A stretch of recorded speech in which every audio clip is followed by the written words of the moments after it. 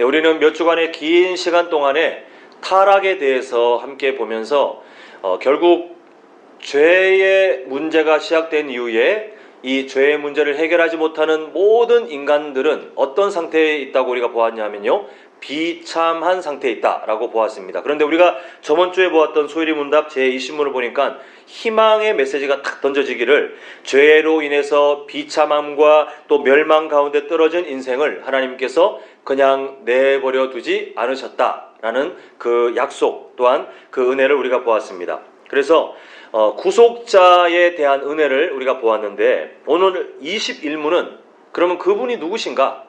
하나님께서 말씀하신 구속자가 누구신가에 대해서 살펴보게 됩니다. 자, 우리 주보를 보시든 화면을 보시든 소리문답 제21문을 함께 봅니다. 제가 질문을 읽겠습니다. 하나님의 선택하신 자들의 구속자는 누구이십니까?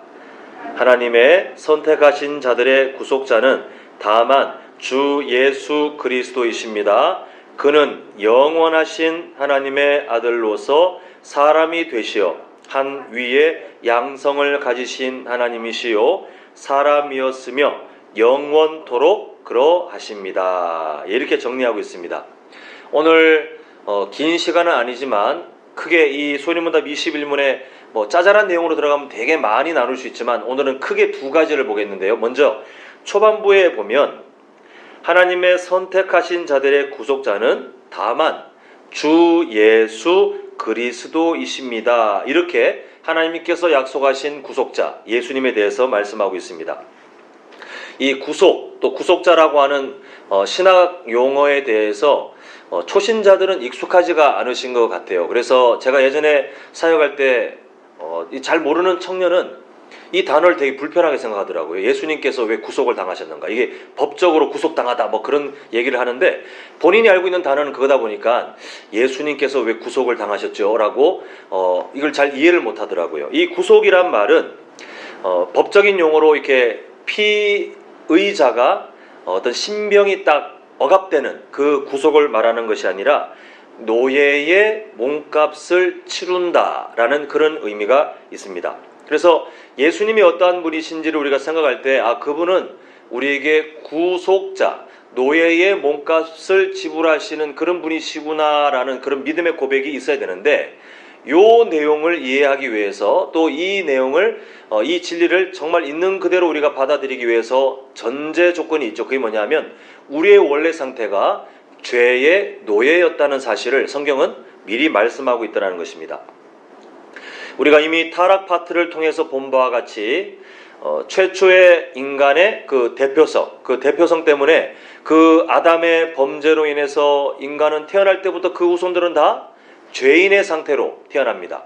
그리고 그 죄인의 상태로 살아가고, 안타깝게도 죄인의 상태로 생을 마감하고 나면 그냥 끝이 아니라 정말 궁극적인 비참함이 있다 그랬죠. 그게 뭐냐 하면 바로 영원한 벌이 있는 지옥에서 그 죄인의 상태에 대한 대가지불, 영원한 벌을 받게 된다라는 것이 우리가 보았던 성경에 대한 진리이고, 또 예전에 타락 파트에서 정리했던 그런 소리문답의 내용입니다.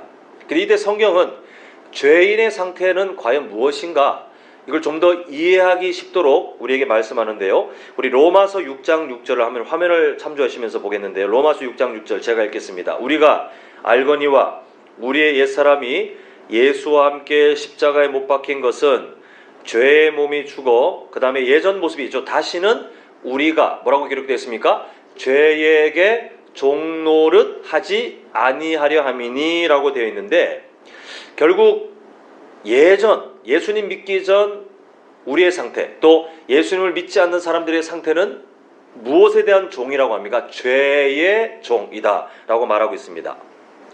이 내용을 정말 피부에 와닿게 잘 설명해 주는 그 사건이, 이스라엘 백성들이 출애굽하기 전에 애굽에서 400년이 훨씬 넘는 긴 시간 동안 노예로 억압되어 살아갔던 그 삶이 딱 이 모습을 비유하는 아주 좋은 삶입니다. 그들은 강대국 애굽이 시키는 대로 그냥 살 수밖에 없어요. 내가 원하는 대로 살 수 없고, 강대국 애굽이 시키는 대로 살고, 심지어 어떤 지경까지 갔냐 하면 자신의 귀한 자녀를 학살해도 어떻게 항거할 수 없고 저항할 수 없는 정말 무기력하고 연약한, 그렇게 그냥 이끄는 대로 끌려다니는 그런 존재가 바로 노예의 존재다, 노예의 상태다라는 것을 이 출애굽 전에 이스라엘 상태를 통해서 보게 됩니다. 그게 바로 노예라고 하는 존재의 비참한 모습인데, 죄인의 상태가 그렇다는 거예요. 죄인 하면 그냥 죄인이다가 아니라 성경은 그 상태를 말하기를 다스리는 자가 있는데, 죄라고 하는 통치자에게 다스림을 받는 노예, 이렇게 죄인의 상태를 우리에게 설명하고 있습니다. 그래서 마치 강대국 애굽이 이스라엘을 억압해서 이렇게 끌고 가고 저렇게 끌고 갈 때에 그냥 힘없이 이리저리 끌려다녔던, 그래서 그 통치 영역에서 도망도 못 치고 그렇게 오랜 시간을 그냥 평생 그렇게 살아갈 수밖에 없었던 것처럼, 죄인은 죄라는 존재가 다스릴 때에 이리 끌려다니고 저리 끌려다니면서 자기의 힘으로 그 죄가 다스리는 영역 가운데서 탈출할 수 없는 그 비참한 상태가 바로 죄인의 상태다, 이렇게 우리에게 알려주고 있습니다. 사랑하는 성도 여러분, 우리가 이미 몇 주 전에 살펴본 바와 같이 죄의 노예로 살게 되었던 인간, 죄의 노예로 살아가게 되는 인간의 그 상태가 어떠한지를 성경은 어떻게 말하냐면, 아까 처음에도 말씀드렸지만 비참한 상태다. 그래서 여러 모양의 비참함이 있었다라는 것을 우리가 보았습니다. 로마서 1장 18절은 이렇게 말합니다. 하나님의 진노가 불의로 진리를 막는 사람들의 모든 경건하지 않음과 불의에 대하여, 그 다음에 어떻게 말씀하고 있냐면요, 하늘로부터 나타나나니, 하나님의 진노가 피할 수 없이 그냥 하늘로부터 쏟아지듯이 나타나는데, 그 대상이 누구냐면 죄인이에요. 죄인. 예수님 믿기 전 우리의 상태, 또 예수님을 믿지 않은 우리 주변의 그 누군가의 상태가 얼마나 정말 비참하냐 하면, 하나님의 진노가 하늘에서 그냥 쏟아지듯이 피할 수가 없는 그 정말 무지막지한 그 비참한 상태가 주어지고 있다라고 말하고 있습니다. 그래서 인생의 모든 비참함들이 이 하나님의 진노, 죄에 대한 대가로 나타나고 있고, 또 우리가 예전에 또 타락 파트에서 본 바와 같이 그냥 인생의 비참함을 떠나서 이 세상의 여러 질병들이나 자연재해나 부조리한 모든 것들, 하나님께서 창조하실 때는 없었던 모든 것들이 그냥 어쩌다가 생겨난 것이 아니라, 성경은 뭐라고 말씀하고 있냐면 인간의 타락에 의한 결과. 그래서 이 세상이 죄의 저주를 다 그냥 죄의 저주에 오염되어서 나타나는 그런 비참함의 상태다라고 하는 것을 우리가 보았습니다. 근데 세상 사람들은 이걸 몰라요. 우리야 이제 성경을 통해서, 소인의 문답을 통해서 아 그렇구나라고 정리를 할 수 있지만, 세상 사람들은 모르고 우리가 그 사람들 알려줘봐야 받아들이지도 않아요. 근데 요거까지는 그렇다 치더라도 더 절망적인 게 뭐냐 하면, 궁극적인 비참함, 이 죄에 대한 당연한 대가로 생이 끝나고 나면 영원한 벌이 있는 지옥으로 갈 수밖에 없는, 이건 피할 수가 없는데 이걸 몰라요. 알려줘도 받아들이지 않는 그 절망의 상태에 있다고 그렇게 말하고 있습니다. 이걸 스스로 벗어날 수 없기 때문에 성경은 누군가가 필요하다, 도움을 주는 그 구속자, 이 죄의 대가를 지불해 줄 수 있는 어떤 대상이, 그런 구원자가 필요하다고 말하고 있지만, 안타깝게도 세상 사람들은 그조차도 몰라요. 차라리 내가 도움받아야 되는구나를 알면 그 도움을 줄 누군가가 어떤 분이신지를 여기저기 찔러보고라도 찾을 텐데, 구원자가 필요 없다라고 믿고 이 비참한 세상 가운데 세상의 어떤 쾌락, 세상의 어떤 든든한 뭔가가 있으면 내 인생은 영원히 지속될 거라고 믿다가 어느 순간 하나님이 부르시면 그 생이 끝나고는 결국은 심판을 피할 수 없고 영원한 그 지옥 형벌에 떨어지는 그런 비참한 상황이 되어버렸습니다. 이렇게 비참한 상황, 절망적인 상태, 그리고 도움을 주실 분이 필요하지만 그러나 그조차도 모르는 이 상태에 대해서 지금 성경은 말하기를 예수 그리스도가 아니면 해결받을 수 없다 라고 우리에게 말씀하고 있습니다. 그래서 이렇게 죄의 노예로 있던 우리를 살리기 위해서 마치 노예의 몸값을 치러야 노예의 상태가 자유인으로 바뀌어지는 것처럼, 죄인의 상태에 있는, 죄의 노예로 있는 우리를 살리기 위해서 우리 대신 그 죄에 대한 몸값을 예수님께서는 어떻게 지불하시냐 하면 자신의 생명을 던져서 그 지불하시는데 그럴 이유가 있어요. 자, 우리 시편 49편 6절부터 8절을 한번 보겠습니다. 자기의 재물을 의지하고 부유함을 자랑하는 자는, 그 다음에 7절, 아무도 자기의 형제를 구원하지 못하며 그를 위한 속전을 하나님께 바치지도 못할 것은, 자 8절 한번 같이 읽겠습니다. 시작. 그들의 생명을 속량하는 값이 어때요? 너무 엄청나서 영원히 마련하지 못할 것임이니라, 이렇게 말씀하고 있습니다. 사실 우리가 그냥 서민들이니까 그렇게 살지만, 사실 그 예수님 안 믿는 사람들은 뭐라고 말하냐면 이 세상에 돈만 있으면 다 된다, 돈만 있으면 다 해결할 수 있다라고 그렇게 생각해요. 실제로 돈이 주는 어떤 도움들이 크죠. 또 그 돈이 부족할 때 겪는 어떤 불편함도 큽니다. 그래서 사람들은 공산주의 국가가 아닌 이상에서야 돈만 있으면 든든해지고 돈만 있으면 정말 세상에 그 어떤 것도 다 누릴 것처럼 말하고 있지만, 오늘 성경은 뭐라고 말하냐면 8절에 본 바와 같이 생명을 살리는 것은 턱없이 부족하다는 거예요. 세상의 모든 돈을 끌고 와도 그들의 생명을 속량하는 것이 너무 엄청나서 영원히 마련하지 못할 정도로 비싸다라고 성경은 말씀하고 있습니다. 그러니까 한 사람의 생명을 살리기에 이 세상에 있는 모든 돈을 끌어와서 심판자가 되신 하나님께 드려서 이 돈을 대신 받으시고 살려주십시오라고 해도 모자라요. 턱없이 모자라요. 아깝게 모자라는 게 아니라 턱없이 모자라다라고 성경은 우리에게 말씀하고 있는 것입니다. 그건 절망이에요. 절망. 인간의 방법으로 해결할 수 있는 그 어떤 게 없는데, 그때 마가복음 10장 45절 우리에게 이렇게 말씀합니다. 인자가 온 것은 섬김을 받으려 함이 아니라 도리어 섬기려 하고, 그 다음에 뭐라고 말씀합니까? 자기 목숨을 많은 사람의 대속물로 주려 함이니라.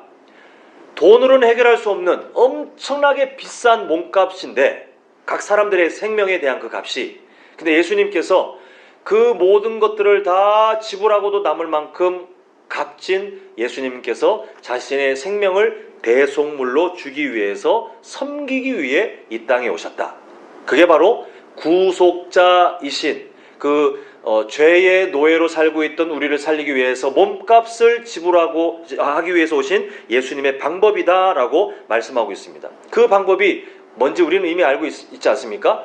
원래 우리가 달려야 되는 십자가에 예수님께서 대신 달려서 원래 우리가 다 감당해야 될 하나님의 저주, 죄에 대한 대가가 저주 아닙니까? 하나님의 저주를 그냥 우리가 대신 받아야 되는데 예수님이 다 대신 당하시고는 처형당하셨어요. 인간이 처형한 것이 아니라 하나님께서 우리를 처형하셔야 되는데 예수님을 대신 처형하셨어요. 그 죽음에 대한 대가, 그리고 다시 3일 만에 부활하심을 통해서 그 영원한 생명이 이제 우리에게 영원한 생명으로 또한 전달되는 것을 보게 됩니다. 이때 성경은 추가로 선언하기를, 오늘 본문 말씀 아니겠습니까? 오늘 본문 말씀, 다른 이로서는 구원을 받을 수 없나니 천하 사람 중에 구원을 받을 만한 다른 이름을 어떻게 기록하고 있습니까? 우리에게 주신 일이 있어요, 없어요? 없습니다 라고 성경은 딱 잘라 말씀하고 있습니다. 같은 성경을 거의 공유하고 있는 카톨릭도 교리에 대해서는 이렇게 말합니다만, 안타깝게도 교황이 이미 예전부터 이런 언급을 해요.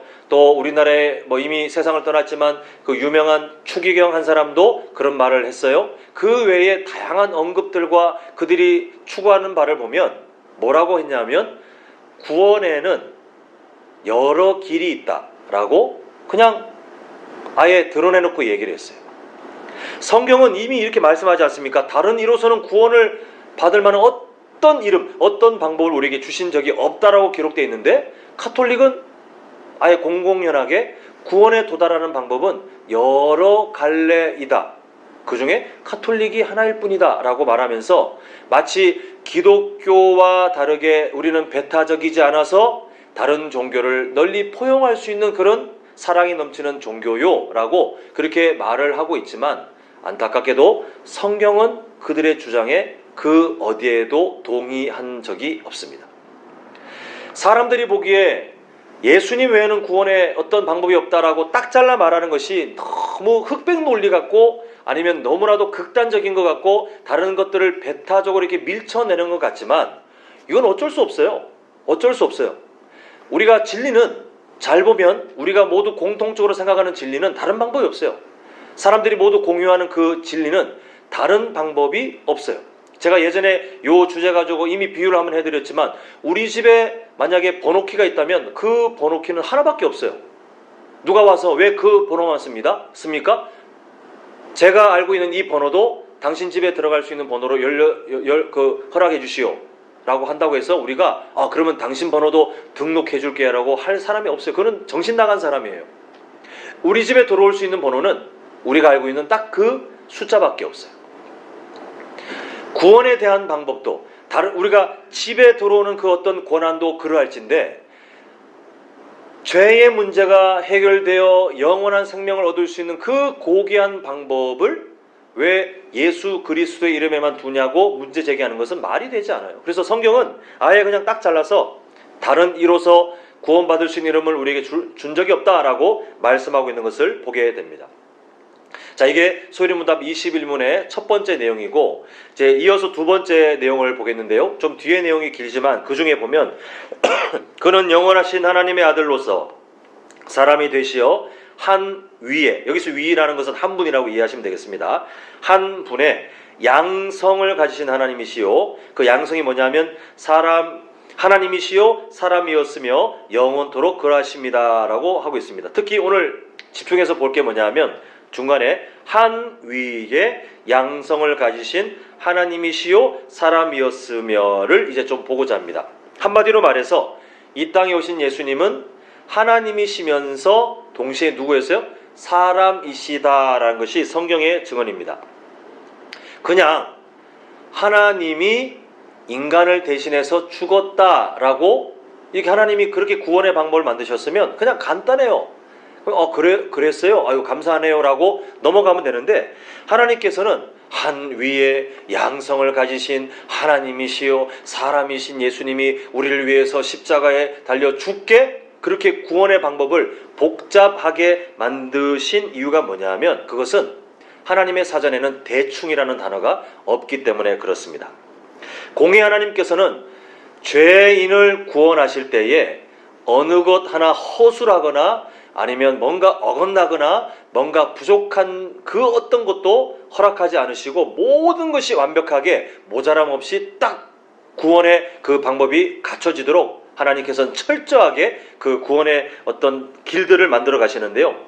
자, 이걸 한번 기억해 봤으면 좋겠습니다. 타락이 시작되었던 방법을 보면 인간의 대표자 때문에 그 한 사람의 죄로 인해서 모든 인류가 죄인이 되었잖아요. 그러면 이 죄의 문제가 해결되는 것도 똑같은 구조여야 한다는 것입니다. 논리적으로. 그래서 인간의 대표자가 죄의 문제를 해결하여서 그 죄의 문제가 해결됨을 통해서 모든 인류가 죄의 문제를 해결받을 수 있는 것. 그래서 타락에 빠진 것도 그 구조라면 이 타락의 문제를 해결하는 것도 같은 구조로 되도록 하나님께서 만드시는데 문제는 뭐냐면 인간의 대표자 중에 인간의 대표자로 삼을 만한 사람들을 인류 역사 가운데 아무리 찾아봐도 어떤 문제가 생기냐 하면 아무리 도덕적으로 뛰어나고 태어날 때부터 성품이 진짜 타고나기를 법 없이 살 수 있고 천사 같은 사람이라 할지라도 성경은 뭐라고 말하냐면 그 인간 중에 의인은 없나니 모두 다 태어날 때부터 그냥 죄인이에요. 죄인이 죄인의 문제를 해결하기 위한 사람이 된다? 말이 안 되는 거죠. 어떤 친구가 둘이 가가지고 편의점 물건을 훔치다가 걸리면 그 두 사람 다 죄의 대가 지불을 해야 됩니다. 그런데 한 친구가 지금 같이 걸렸는데 상대편 친구가 그 주인한테 말하기를 저를 봐서 제 친구가 실수했는데 잘못했는데 저를 봐서 이 친구를 용서해 주세요라고 말한다면 주인이 너 정말 멋진 친구다라고 하겠습니까? 절대 그렇게 생각 안 하고 너도 똑같은 놈인데 무슨 말이 많냐라고 그냥 경찰에 둘 다 넘기는 거예요. 둘 다 죄인인데 한 죄인이 다른 죄인을 대표해서 죄를 짊어진다? 말도 안 되는 거예요. 근데 한 사람이 죄를 졌는데 잡혔는데 그 연세가 있으신 어머니가 달려와서 그 주인에게 눈물로 호소하면서 제가 아들을 잘못 키워서 너무 죄송합니다라고 하면서 정말 한 번만 용서해 주시면 제가 이 자식을 정말 매를 들어서라도 바로 가르치겠다라고 하면 혹시 또 모르잖아요. 우리의 또 한국적인 정서에 또 감동해서 그래요. 어머님 보고 내가 참습니다. 이 아들, 당신 아들 경찰에 넘기지 않고 내가 그냥 넘어가겠습니다라고 할 수도 있는 거 아니겠습니까? 그게 바로 죄가 없는 사람이 해줄 수 있는, 짊어질 수 있는 그 사랑인데, 인간 중에는 다 죄인이기 때문에 이 인간이 대표가 되어서 죄의 문제를 해결할 수 있는 사람이 단 한 사람도 없는 거예요. 그래서 하나님께서는 이 문제를 해결하시기 위해서 인간의 대표가 되기 위해 반드시 인간이긴 하지만 그러나 죄인이 아니기 위해서 죄가 없으신 하나님으로 예수님이 이 땅에 오게 하셨다라는 것이 바로 하나님께서 베풀어 가시는 그 구원의 방법이라는 것입니다. 정리하자면 구원자는 반드시 인간의 대표성을 가지기 위해서 진짜 인간이어야 함과 동시에 죄의 문제가 없어야 되기 때문에 또한 하나님으로 오셔야 되는 이 두 가지 조건이 반드시 같이 맞물리는데 이 두 가지 조건을 해결하실 수 있는 분은 단 한 분, 바로 하나님이셨지만 그러나 참 인간으로 이 땅에 오신 예수 그리스도밖에 없다라는 것입니다. 그래서 히브리서 4장 15절은 이렇게 말씀하죠. 우리에게 있는 대제사장은 우리의 연약함을 동정하지 못하실 이가 아니요 모든 일에 우리와 똑같이 시험을 받으신 이로되 왜냐하면 참 사람으로 오셨기 때문에 우리의 모든 것을 다 공감하실 수 있는 분이셨어요. 저 멀리 있는 하나님처럼 이렇게 멀리 있는 어떤 신적인 존재라면 우리가 아무리 그분이 와서 내가 너의 마음을 안다라고 위로하셔도 우리 마음 한구석에는 뭐라고 생각되냐면 인간도 아니면서 어떻게 내 마음을 안다는 거예요? 그 공감에 대해서 의구심을 가질 수밖에 없어요. 그런데 예수님은 우리보다 더 낮아지심, 인간의 삶 중에서도 더 낮아지심의 그런 삶을 살아가시면서 우리의 모든 아픔을 위로하시기에 충분한 그런 공감력을 갖고 계신 참 사람으로 오셨는데 그 히브리서 4장 15절 끝에 이렇게 딱 단서가 달려있죠. 뭐가 없었어요? 죄는 없으시니라. 왜 없습니까? 예수님이 괜찮은 인간이 아니라 하나님이시기 때문에 죄의 문제가 해결되어 계시는 구원자로 오셨다라고 우리에게 증언하고 있습니다. 이렇게 구원자의 조건, 인간의 대표인과 동시에 죄인은 아니어야 하는 조건을 참 하나님이시면서 참 인간이신 예수님 때문에 다 해결되었어요. 근데 문제가 뭐냐면 이 진리가 성경에서 말하고 있는 이 진리가 연약한 인간 이성의 그 한계를 넘어서는 그 영역이다 보니 우리가 아무리 생각해도 어떻게 하나님이신데 동시에 인간이야? 이게 어떻게 같이 맞물려 있지? 어떻게 이게 완벽하게 조화가 되어 있지라고 목사인 저에게 물어봐도 저도 이해가 안 돼요, 사실은. 인간이 이해할 수 없는 그 신비의 영역에 도달해 있기 때문에 우리가 이해할 수 있다라고 누가 말한다면 그 사람은 거짓말쟁이에요. 우리는 완전하게 이해할 수 없습니다. 그래서 교회 역사를 보면 이 참 하나님이시면서 참 인간이신 예수님에 대해서 억지로 인간의 이해로 그 이성의 영역으로 한번 이해해 보려고 고집 피우다가 이단들이 나타났어요. 첫 번째, 그 예수님의 신성을 강조합니다. 그래서 신성을 강조하다 보니 인성, 참 사람이심을 거부하는 거예요. 그러더니 뭐라고 생각하냐면 아니 어떻게 독생자이신 예수님이 인간일 수 있어? 인간은 아니야 라고 딱 잘라서 그었어요. 성경에서 예수님이 참 사람이심을 말했음에도 불구하고 안 받아들이는 거예요. 왜냐하면 안 믿어지니까. 그래서 이 사람들이 주장하는 바가 뭐냐면 예수님은 거룩하신 하나님이세요. 변한 적이 없고 이 땅에 오셨을 때도 절대로 사람일 수가 없기 때문에 사람이신 적이 없어요. 근데 이렇게 보면 마치 그 사람들이 예수님을 정말 존중하면서 하나님으로서 이렇게 대접하는 것 같지만 어떤 문제가 생기냐 하면 예수님께서 이 땅에 오셔서 아까 우리가 본 히브리서 4장 15절의 그 구절은 다 거짓말이에요. 특히 십자가에 그 달리실 때 그 고난의 모든 고통들, 정말 비참한 상태로 예수님께서 고통당하지 않습니까? 근데 하나님이 고통을 당할 수가 없기 때문에 거짓말이 돼요. 예수님께서 우리에게 정말 기가 막힌 연기력으로 그 사람들을 다 속였다는 말밖에 되지 않아요. 이게 이단의 잘못된 한 모습이에요. 반대 경우도 있어요. 예수님의 신성을 거절합니다. 그래서 어떻게 생각하냐면 예수님은 인간이신데 하나님께서 특별하게 사용하신 꽤 괜찮은, 인간이지만 정말 좀 괜찮은 특출난, 꽤 괜찮게 태어난 그런 인간이라고 생각하는데, 어떤 문제가 있냐 하면 성경은 분명히 말하기를 그냥 인간으로 태어나면 그 사람이 아무리 특출나도 의인은 없으되 모든 사람이 다 죄인이다 라고 성경에 말씀하시는 그 죄의 무서운 영향력에서 예수님이 벗어날 수가 없어요. 결국은 다시 원점으로 돌아오는 거예요. 죄인이에요. 예수님이 사람으로만 있으면 죄의 문제가 해결되지 않은 죄인이기 때문에 절대로 구원자가 될 수 없습니다. 따라서 우리는 연약한 우리의 인간 이성으로는 참 아쉬운 부분이 있지만 뭐라고 고백해야 되냐면, 자, 저를 따라합니다. 저의 머리로는 다 이해할 수 없지만 하나님께서 그렇게 말씀하시니 사실인 줄 알고 믿습니다. 아멘이십니까?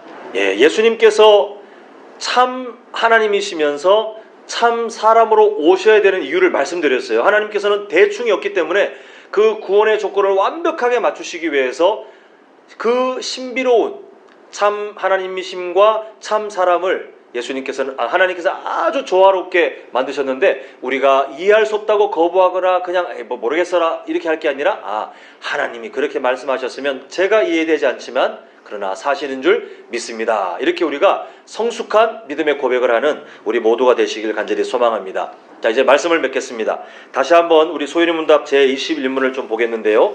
제가 질문하겠습니다. 내용을 잘 이해하시면서 우리의 믿음의 고백이 되셨으면 좋겠습니다. 하나님의 선택하신 자들의 구속자는 누구이십니까? 자, 시작. 하나님의 선택하신 자들의 구속자는 다만 주 예수 그리스도이십니다. 그는 영원하신 하나님의 아들로서 사람이 되시어 한 위의 양성을 가지신 하나님이시요 사람이었으며 영원토록 그러하십니다. 네, 사랑하는 성도 여러분, 유일한 구원자이신 예수님, 그리고 그 예수님의 귀한 섬김은 그냥 된 것이 아니라 참 하나님이신데 참 사람으로 이 땅에 성육신하셔서 그 하나님이심과 그리고 참 사람이심이 완벽하게 조화를 이루신, 구원자로 부족함이 없으신 예수님의 그 섬김 때문에, 그 디아코니아 때문에 우리는 이미 구원받은 줄 믿습니다. 우리 성도님들의 이 구원에 대한 이해가 분명하셔야 돼요.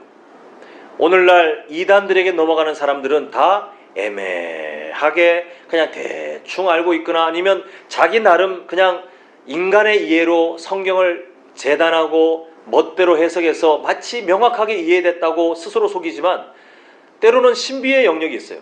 때로는 그냥 우리가 주시는 말씀 그대로 그냥 아멘하고 받아야 될 영역도 있고, 때로는 말씀이 주신 그 내용을 분명하게 알고 있어야 우리가 견고하게 그 거짓들을 분별할 수 있는데, 바라기는 우리 모든 성도님들 유일한 구원자이신 예수님이 참 하나님이심과 참 사람이시라는 이 진리를 기억하셔서 이 시대 가운데 우리가 분명한 구원의 확신 또 감격을 회복하며 살아가시기를 간절히 소망합니다.